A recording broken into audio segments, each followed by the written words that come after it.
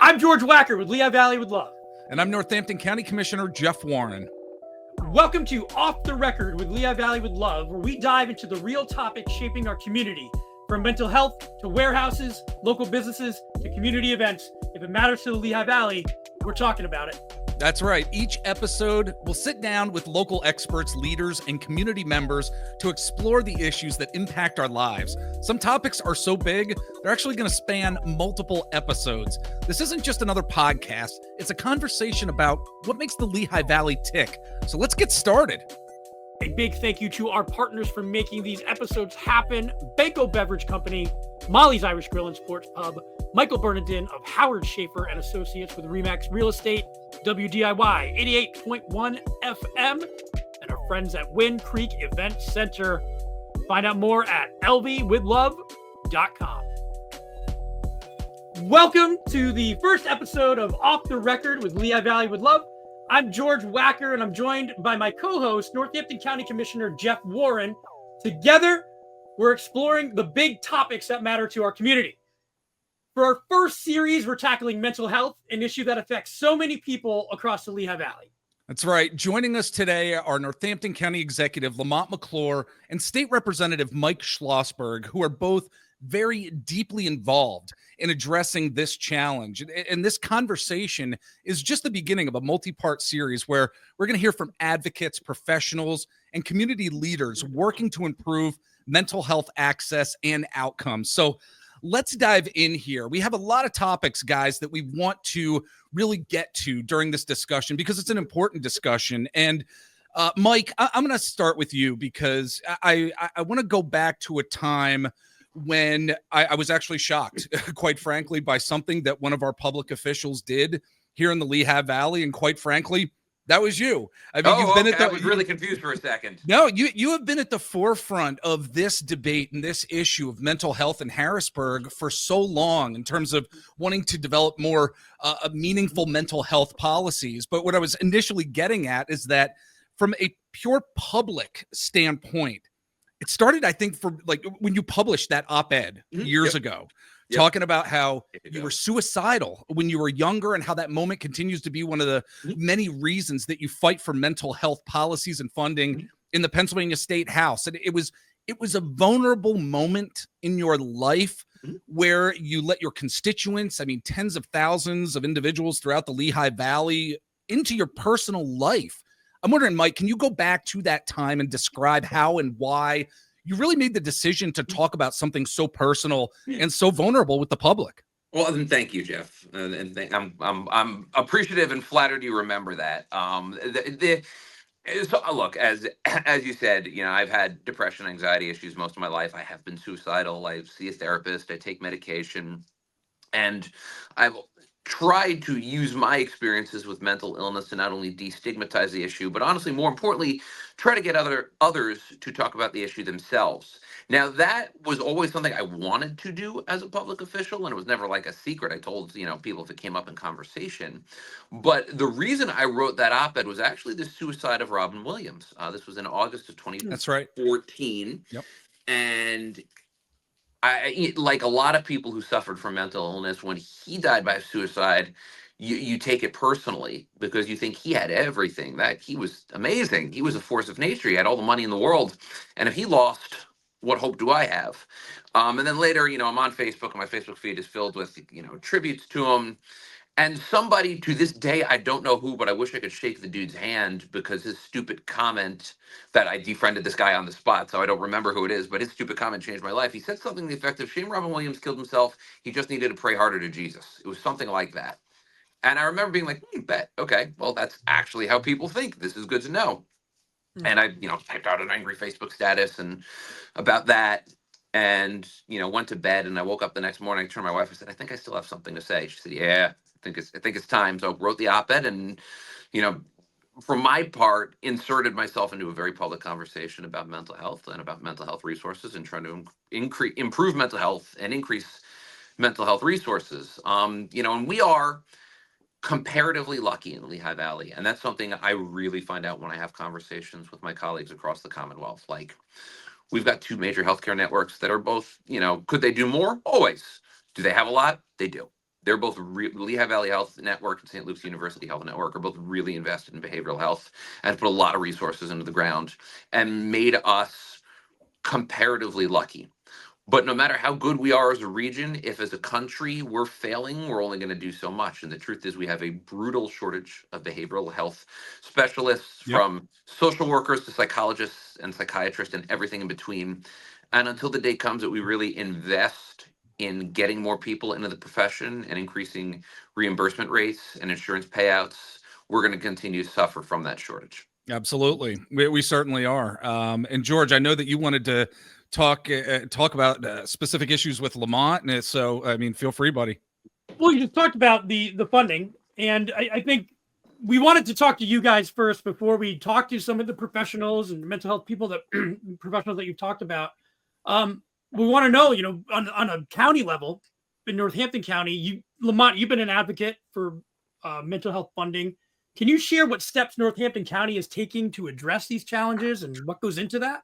Well, absolutely. But, in the first instance, let me just say this.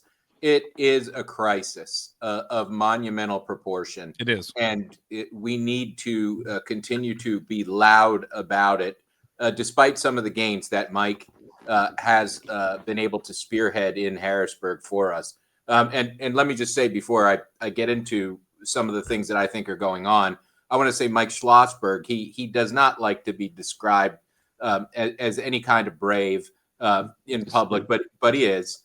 And he tells his story to lend support, right, to the wider public. He just wants to be supportive, but his story also gives him gravitas when it comes to leading in Harrisburg to get more money. So Mike, again, I know I've said it publicly before, but thank you. You have, and I appreciate it every time.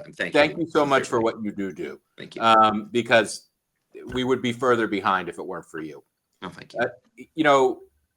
I did hear what Mike had to say about the hospital systems, and the hospital systems clearly are in the healthcare space, but there is a chasm created after private insurance and medical assistance will no longer cover the treatment.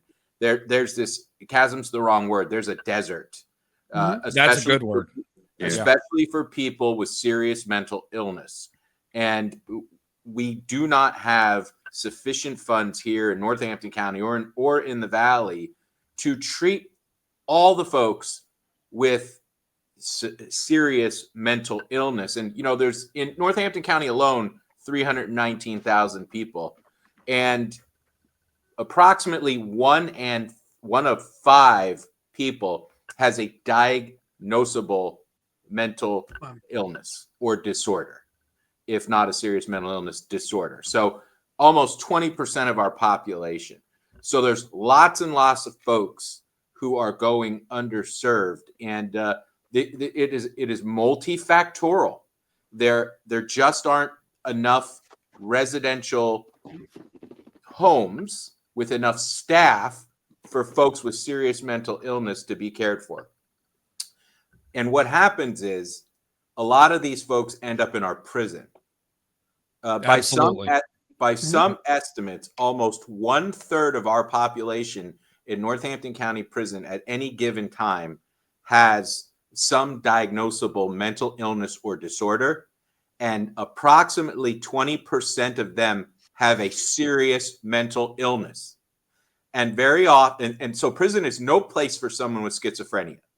It is no place. Right. And often these are very minor charges that have these folks in prison.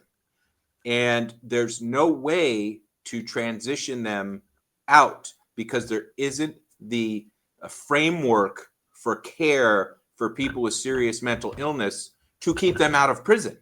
Right.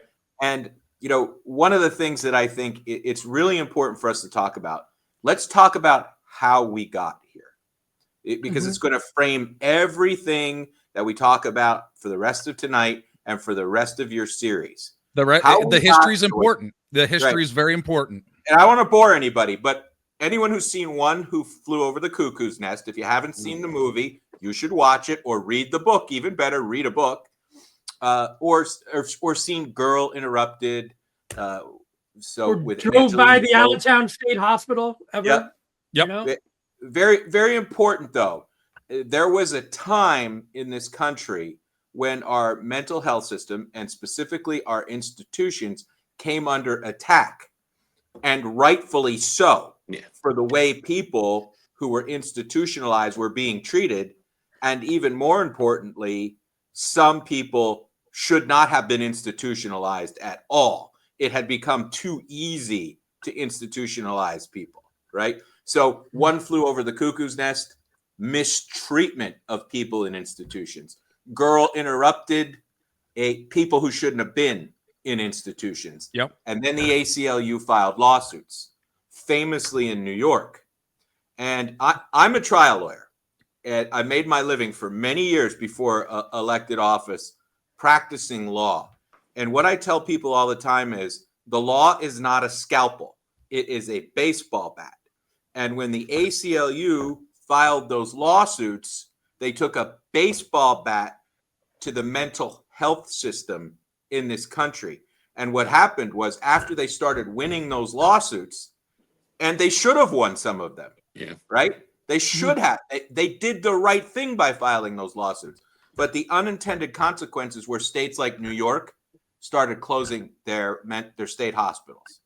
Yeah. And then the crisis started. And then states all over the country started following suit. And now we're here where we are today with insufficient resources for people with serious mental illness. I'm sorry, I didn't mean to go on a No, that's so great context. If Though. anybody, so was important. listening, if anybody was listening to this podcast, they're watching Girl Interrupted now. Yeah.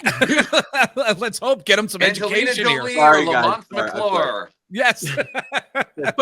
I think looking at that history is important, you know, and for maybe some people who are, because we talk about tearing down the Allentown State Hospital. There was there was a place where people were getting treated, you know, and it's, where do they go now? So Lamont, did I cut you off? I'm sorry. No, I'm good. I was. Yeah. So, and the answer to that, George, was they wound up in two places, either the streets or jail. You know, the state hospital system was dramatically altered in the 80s. Well, not so much the 80s, really the 90s and the 2000s. I remember being on Allentown City Council when the state came to us and said, we're closing the Allentown State Hospital. And the promise at the time, when all these state hospitals were closed, was the people who were in there were going to go into group homes and they were going to get adequate treatment and they were going to be taken care of. Yeah. Can we curse on this, George? Can I? Sure, yeah. Okay. Yeah, so absolutely. That was bullshit. Like, just plain and simple, it was bullshit. Right. Yep. This happened around the time of the Great Recession. Funding was eviscerated for human services, in particular 2013, 2014 budget in Pennsylvania cut human services, which, as we all know, counties are just swimming in money to care for the poorest and those in the most need. Yep. The end result being that the resources weren't there for people with mental health. And so a lot of people wound up committing crimes, going into jail, living on the streets, or becoming the victims of violence. And because people with mental illness, by the way, are far more likely to be the victims of violence rather than the perpetrators of violence. So by doing that, we exacerbated a system that was already straining. And in a lot of places, we broke it, which helps explain how we got to here. And here, as we're talking about mental illness, really is a long gamut. You've got everything from the kids that are too anxious and depressed for a variety of reasons, to people with paranoid schizophrenia who are running around on the streets while also suffering from substance abuse disorders. So mental health is a really broad term, and that's one of the reasons I think that it's so important that we discuss it, and that we discuss it with specificity, because if you're talking about mental illness, you could really tackle it from 1,000 different areas.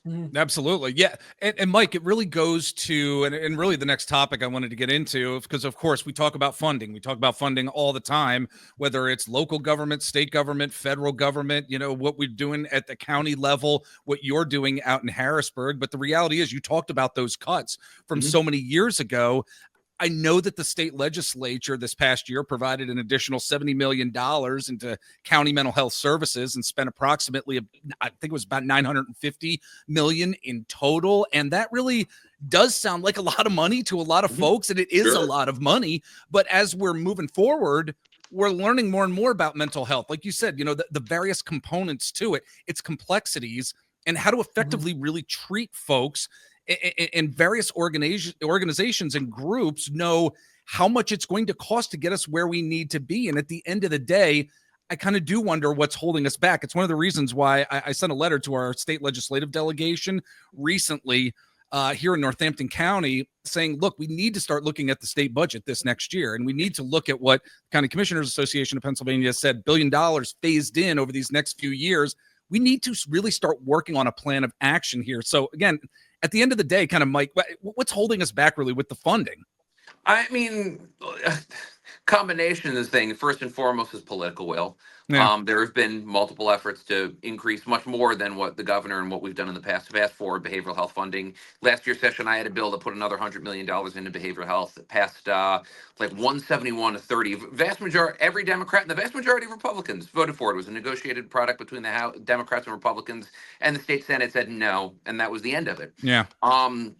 So a lack of political will remains, I'd say, the biggest challenge. But I also want to be fair. It's not as if we lack very valid priorities to spend dollars on in government. We're always dealing with a limited amount of resources, and where you put those resources is critically important. I will always endlessly advocate for more resources into behavioral health, not only because it's a terrible problem, because it's a problem that's getting worse, and it's a problem where dollars can demonstrably make a big difference, can get more people in the field, can increase enforcement of insurance problems, can open more clinics, can open more beds, and can treat people better and help them restore their entire life. And one thing I wanted to talk about in regards to where this kind of has gotten more attention, in my opinion anyway, is when the pandemic started. Yeah. And whether that's a good thing. Well, whether it's a good thing or a bad thing, but it really ripped the top off where we're allowed to talk about it more, but we were also really exposed to it more. And I think even with our own things, I was talking to Jeff before we started, beginning of the pandemic, it was ordering whiskey from a truck, from Social Still, because they try to support local business. And then after a while, you're like, well, this is probably not the healthiest thing to be doing. And and I think we all had to take a look at that. Do you still see some of that fallout even today? And do you think it gets worse before it gets better? Or? Well, to Mike's point earlier that he made, there are numerous facets to this large topic of mental health. But I think that the most pressing issue is that of serious mental illness, because those are the people who need the most intensive support.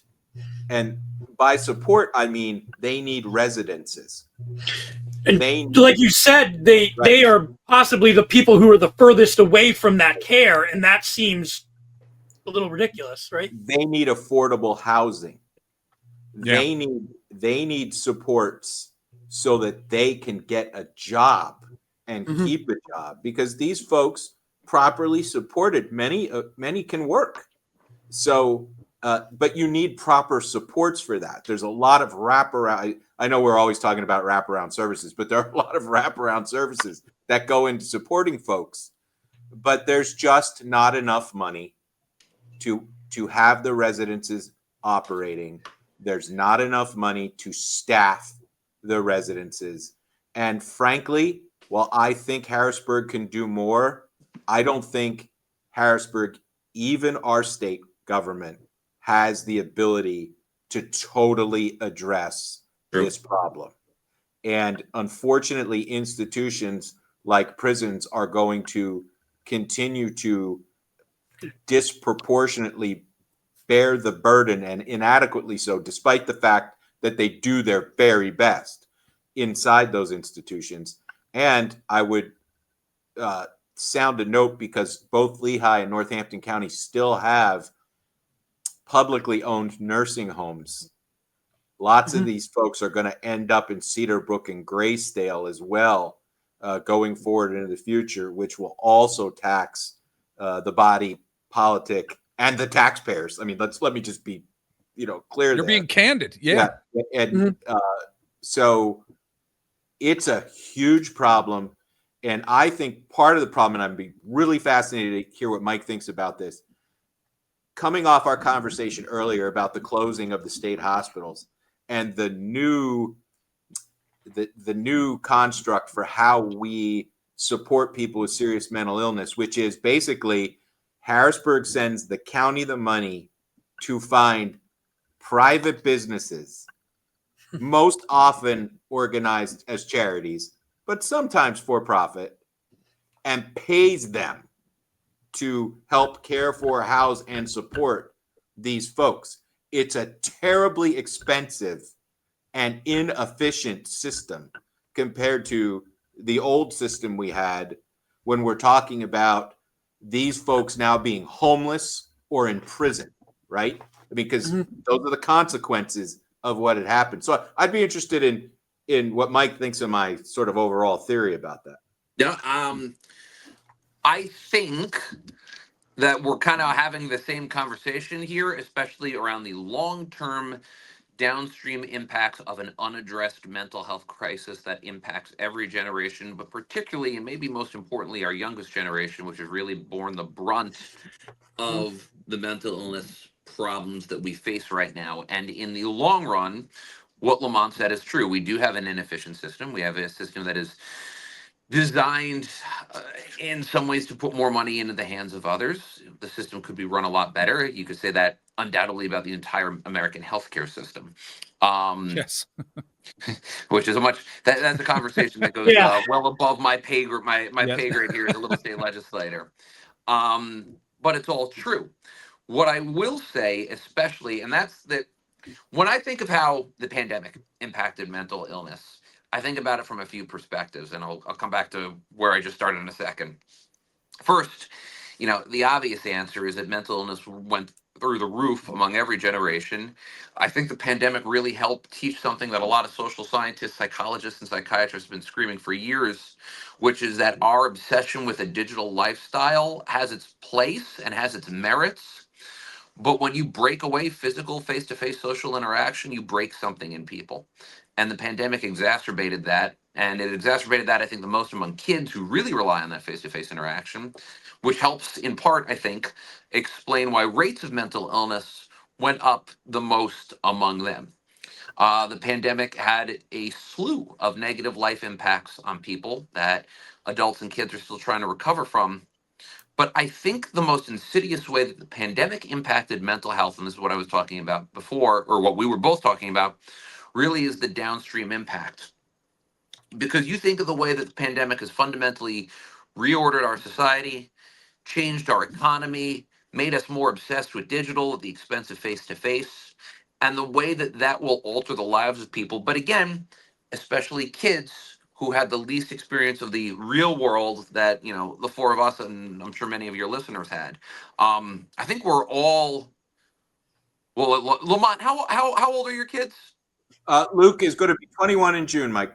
Okay, so 20. Okay, so really not that old. Right Yeah, in so there. the three of us all have Gen Z. He was right in the middle of it, and it was hard on him. Yeah, oh yeah, and the three of us have Gen Zers, so like we've got I got a 13. And I had to make a decision to keep my daughter. Like, we were on that cusp of, do you put her in or out, and we kept her out for a year strictly because of COVID.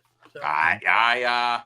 We did at homeschool during the worst of it. Like so every parent had to make a really a terrible decision, which you were screwed either way. Behind me, so these three blue things. This was a gift from my staff because these are three things that I said nonstop during the pandemic. There are no good choices, only less bad. That was the attitude. Actually, I think we had no good choices. None of us had good choices, and no matter what you did, something bad was going to happen. So, but what I didn't think about at the time during the pandemic, and what I think is really manifesting itself now to this day, is the way that it will continue to harm, especially our kids. And I worry about every younger generation member's long-term mental health, given the way that these numbers are going. But in particular, as a result of the negative impacts of the pandemic and the impact that had on our entire social fabric, a further dive into a digital life, the power that put into the hands of social media companies and of big tech companies, the way that algorithms can skew and radicalize our kids in any direction. And it's something that scares the hell out of me. It really is. I do wonder, when I reflect on these past few years, gentlemen, with my daughters, I have identical twin daughters who are 13 years old now. Mike, in terms of talking about the impact on our kids. My kids have actually kind of been coming out on the other side of, I miss the face-to-face interaction. Good. I actually miss it. Yeah. And I do wonder if we don't hear those stories enough, perhaps. Yep. And I think there are kids out there that not only miss the face-to-face interaction, they miss the Sure. sleepovers, with their friends. Yeah. They miss being able to just going to somebody's house on a Friday night after school to hang out instead of going on FaceTime. But there is that societal pressure that says, no, you got to be right in front of this here. Right. Instead of actually going. And Jeff, to your point, you're playing all those guitars behind you. Your kids probably want to get out as much as possible. You're right, They were Mr. like County screaming Executive. at it, Yes, you're absolutely correct. Freebird. Jeff's gonna do the theme song for this episode. Yeah, right. That's a good idea. That's a good idea. But I mean, as we're moving along with the conversation, though, and this has been a fantastic conversation, as we maybe start to wrap things up here. I'm not too sure, George, how much time we have here, but for Mike, I'd really like to hear about what endeavors that you've not only embarked on in Harrisburg, you've talked about some of them already, but what you're planning to potentially do in the future. Yeah. 2025, it's going to be the start of a new legislative session for you all. And so where are you going to be going with this out in Harrisburg? So two things. First of all, to his infinite credit, Governor Shapiro has really made an effort to prioritize behavioral health. He hasn't gotten everything he's wanted, but it hasn't been for lack of trying. Right. It has been for lack of political will. He has tried to, he supported my $100 million plan. He gave over his tenure $40 million additional dollars to the counties, which is great. Not enough, but it's a good start. He tried to fund 988 crisis centers with a stable revenue stream. He tried to fund walk-in crisis centers. And a lot of these instances, he got shut down by my Republican friends. For me this year, I will be working with his office, with my colleagues in the House, and hopefully in the Senate as well, to do a couple of things. Most important thing, I think, is more dollars to get people into the workforce. So increase grant and loan programs, increase reimbursement rates in a targeted way so that we can actually pay mental health workers what they need. In addition to some of the previous efforts, funding 988 and funding our counties. Second, a big one, and this actually goes back to what we were talking about before, the big legislative issue I want to tackle is the Mental Health Procedures Act, which is the 302 system, the system by which people are involuntarily held against their will because of a behavioral health crisis. It was written in 1976, has barely been updated since that time, and is so old and out of date, it uses words like mental retardation. So there's a lot of technical things we need to do in the act, including, having a better system of who can do what, how long somebody can be held, under what circumstances they can be held, what's law enforcement's involvement. It's a deeply intricate and technical piece of law that impacts a lot of stakeholders, including the counties. I'm hoping to hold a couple of hearings this year on it and try to make some desperately needed updates to the system. And Lamont, same question to you. So I'm going to continue my advocacy for more funding for folks with serious mental illness. Now, we talked about the broad range, the entire panoply of mental illness and disorders here today, and they're all important. But what my folks in our department, in our mental health folks are saying is, look, the folks that we have the most difficulty serving are the folks with serious mental illness, like schizophrenia, bipolar disorders, things of that nature. And we need to get as many dollars as we can to the counties. And Northampton County needs many millions more dollars to help the folks, to help support the folks with serious mental illness, so we keep them out from under bridges, we keep them out of Northampton County Prison, and we keep them out of Graysdale Nursing Home, and we keep them in a safe, supportive environment where they can afford to live and they can get their medications regularly administered, and where, if they're doing well enough, they can go to work as opposed to go to jail. So that's what my mental health folks here in the county want me to continue advocating for, and that's what I'm going to continue to do. What do you think, like the layperson? I voted. I voted in for people who I feel like are supportive of mental health issues. But it's frustrating sometimes to hear this stuff. Like, oh, it's in the coffers. What can somebody do? Is it just this talking about it? Is it stuff like Mike, like putting yourself out there, maybe having these discussions with friends that are uncomfortable? The more people are willing to do that, the better. As I said, I've talked about the issue, like I said before, to destigmatize it, sure, but more importantly, to try to get other people to do it, because you're going to be most impactful in an audience that people can relate to you and feel comfortable to you. As as an elected official, to a lot of people, they will look at me and be like, "You are something other," which is cool. I get that. So if I can inspire you to talk about you, then I'm doing my job. And I will create a more relatable system. I am a 41-year-old white Jewish male. I am, my people are not in need of convincing that mental health is real. But if I can convince somebody who's a woman or who's Black or Hispanic to talk about their behavioral health issues, then we're going to be in a better spot. But second, and from a policy perspective, like, call elected officials and say, what are you doing? People... when I first started talking about this, as I said, my public conversation about behavioral health began because I was pissed off about a Facebook status. But it's an issue that people care about. It's actually a sneakily politically impactful issue. I cannot tell you how many people I've had talk to me about it. To the point where now I use it on my political mail, which is never something I anticipated I would be able to do. So. Right? People, like the average person out there, needs to work with groups like NAMI, National Alliance for Mental Illness, or the American Foundation for Suicide Prevention, AFSP. There we go. Or just do it on your own.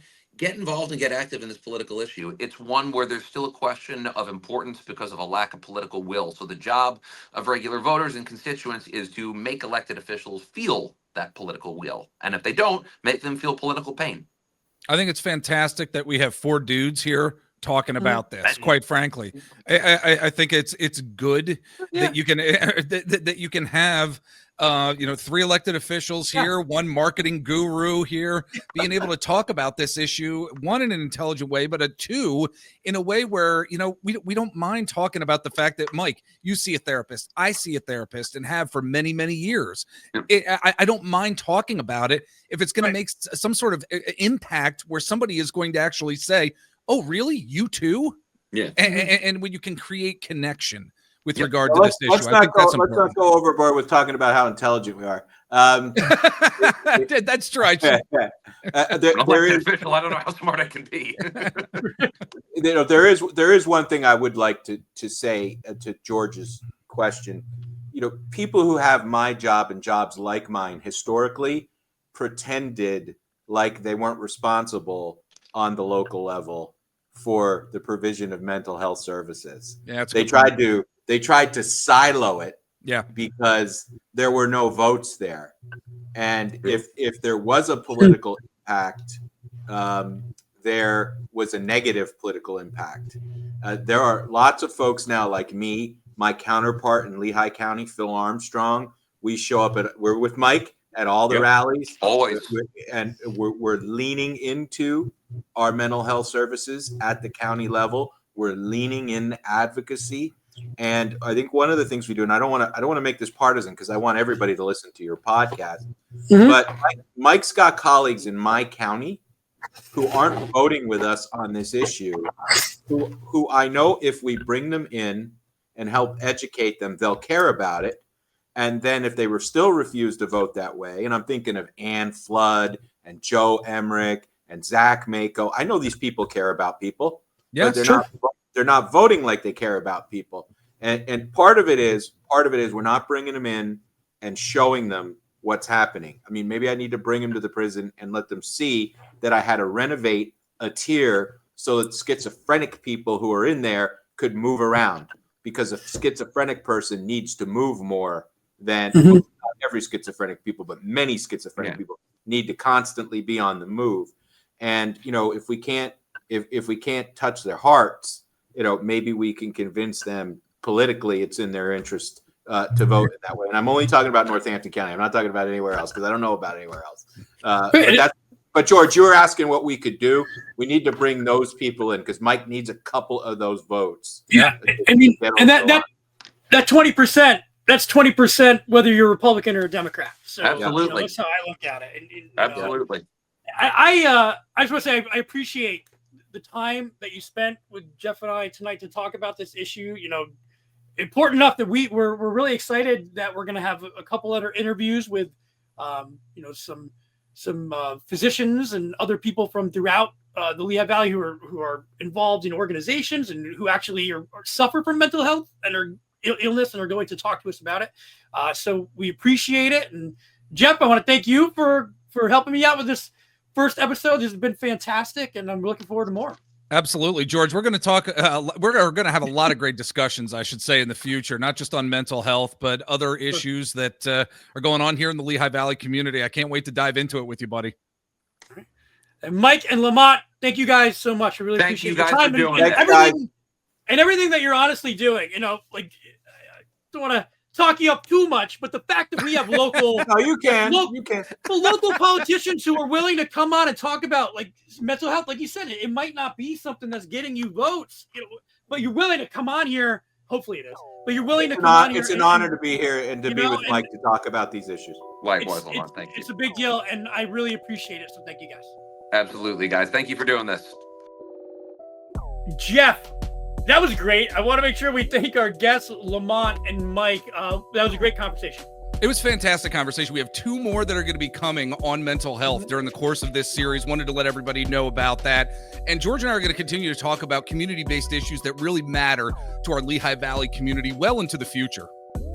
Yeah, we're looking forward to this project. We're really thankful that you're tuning in and listening, and looking forward to seeing you on the next show. A big thank you to our partners for making these episodes happen: Banco Beverage Company, Molly's Irish Grill and Sports Pub, Michael Bernardin of Howard Schaefer and Associates with Remax Real Estate, WDIY 88.1 FM, and our friends at Wind Creek Event Center. Find out more at lvwithlove.com.